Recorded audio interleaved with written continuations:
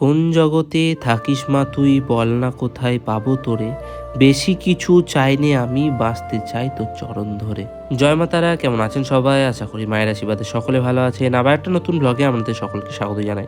প্রথমেই আপনাদের জানাই শুভ সন্ধ্যা। তো চলুন আজকের ব্লগে শুরুটা হোক মায়ের দর্শন দিয়ে। আর এই হচ্ছে আমাদের জগৎজননী আনন্দময়ী শিলাময়ী মা উগ্রতারা। মায়ের ভালোভাবে দর্শন করুন, নিজেদের মনের কামনা বাসনা মায়ের কাছে জানান। মায়ের কাছে কামনা করি আমাদের সকলের মনস্কামনা পূর্ণ এবং কমেন্ট সেকশনে জয় মা তারা লিখতে ভুলবেন না। আজ এক দাদা তার পরিবারের সাথে মায়ের কাছে পুজো দেওয়ার জন্য এসেছিল।